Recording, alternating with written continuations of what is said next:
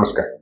कोथिंबीर पिकामध्ये आपल्याला जर भरघोस उत्पादन घ्यायचं असेल तर यासाठी 3-4 महत्वाचे मुद्दे आहेत ते मी तुम्हाला सांगू इच्छितो. तेवढ्यावर जर आपण फोकस केले तरी आपल्याला बऱ्यापैकी फरक पडेल. ते म्हणजे सर्वप्रथम सीड ट्रीटमेंट, मग त्यानंतर पाण्याची देण्याची पद्धत, कधी दिलं पाहिजे काय, तणनाशकाचा वापर आणि त्यानंतरच्या 3-4 फवारणी. यामध्ये सीड ट्रीटमेंट जो पहिला मुद्दा आहे तो का केलं पाहिजे, म्हणजे आता जर पेरणी होऊन गेली असेल तर ठीक आहे, पण पेरणी नसेल झाली तर सीड ट्रीटमेंटवर आपण भर दिली पाहिजे.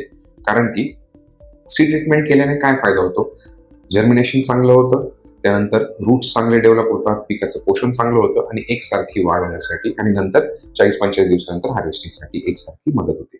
मग यासाठी आपण स्ट्रायगोच्या ट्रीटचा वापर करू शकतो. तर स्ट्रायगोच्या ट्रीटचा वापर आपल्याला का बरं करायचा आहे, कारण की यामधील जे रूट एक्झोडेट्स असतात, म्हणजे 4-5 ऑर्गॅनिक कार्बनयुक्त जे घटक असतात, तर हे ॲग्मोर इंक यूएसच्या कंपनीला इथे बनवलं जातं आणि ॲग्रोथमिसद्वारे इथे भारतामध्ये ते उपलब्ध आहे.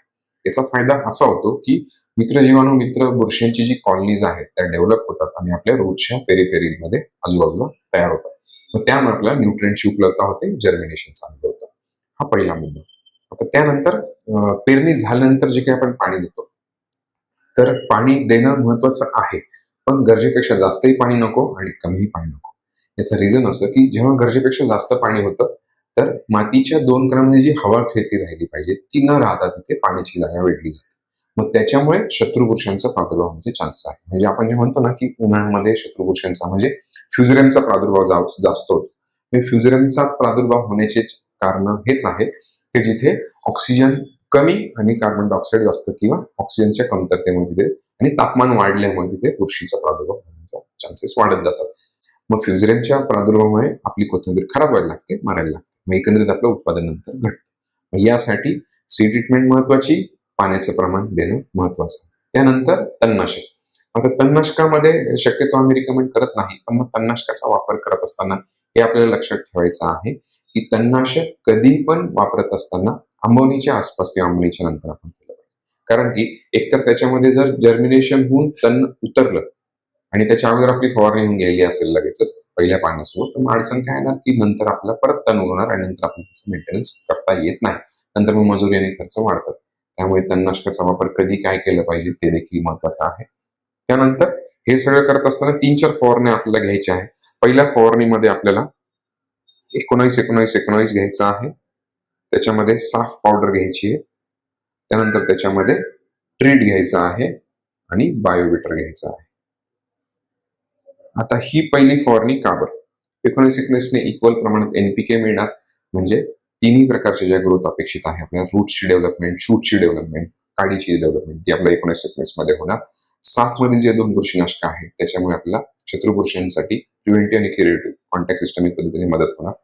त्यानंतर ट्रीट जे आहे त्याच्या फवारणी गेल्यामुळे आपल्याला एकसारखी ग्रोथ, त्याच्यानंतर गर्द काळोखी आणि पानांचा जो थिकनेस आहे त्यासाठी मदत होणार. आणि बायोबिटर हे वॉटर बेस्ड जे बिटर टेस्ट असलेलं प्रोडक्ट आहे. मग याच्यामुळे आपल्याला शत्रुबुरशा सुरुवातीपासून थ्रिप्स, तुडतुडे दूर ठेवण्यासाठी, अळी दूर ठेवण्यासाठी मदत होणार आहे. तर हा आपला पहिला स्प्रे टाकायचा आहे. त्यानंतर क्रॉपफ्लक्स, M45, उलाला आणि सुडोग्रो ही आपल्याला दुसरी फवारणी घ्यायची आहे. हे सगळे 15-20 दिवसानंतरच्या पुढच्या फवारण्या आहेत. तुम्ही तुमच्या पद्धतीने याच्यामध्ये बदल करू शकता. आता आपल्याला क्रॉपफ्लक्स का बरं वापरायचं आहे, तर क्रॉपफ्लक्स हे आपण जे रेग्युलर मायक्रोन्युट्रिएंट आहे त्यापेक्षा हे एनएमई टेक्नॉलॉजीने न्यूट्रिएंट मुवमेंट डिफिशियन्सी टेक्नॉलॉजी बनवलेलं असल्यामुळे पेनिट्रेट इझिली होतं पानांमध्ये, लवकर रिझल्ट मिळतो आणि याचं प्रमाण देखील निम्म आहे. पण यामध्ये प्रमाण निम्म असून न्यूट्रिएंट्सचं पर्सेंटेज डबल आहे. जसं झिंक 3% असतं तर याच्यामध्ये 6% आहे याप्रमाणे. तर मायक्रोन्युट्रिएंट मिक्सचर ते एक आहे. त्यानंतर M25 एक कॉन्टॅक्ट बुरशीनाशक तुम्हाला माहित आहे. उलालामध्ये फ्लोनिकामिड आहे जे आपल्या किडींना कंट्रोल करण्यासाठी मदत होणार. आणि सुडोमोनास फ्लोरोसन्स जे फ्युझेरियम किंवा पिथियम, रायझोपोनिया कुठल्याही बुरशीला मुळांपासून तर टोकापर्यंत मधून देखील झाडाच्या आत ट्रॅव्हल करून कंट्रोल करण्याची ताकद असते. त्यामुळे आपल्याला सुडोग्रो 1 ग्राम त्याच्यामध्ये घ्यायचं आहे. त्यानंतर तिसरी फवारणी आपल्याला जी घ्यायची आहे त्यामध्ये 1261 आपल्याला घ्यायचं आहे. त्यानंतर नेटिओ एक बुरशीनाशक त्याच्यात घ्यायचं आहे. परत बायोबिटरचा आपल्याला वापर करायचा आहे आणि त्यामध्ये आपल्याला हमला टाकायचा आहे. आता बायोबिटर आणि हमला का बरं, तुम्हाला लक्षात आलंच असेल की आपल्याला किडींना कंट्रोल करण्यासाठी ते लागणार आहे.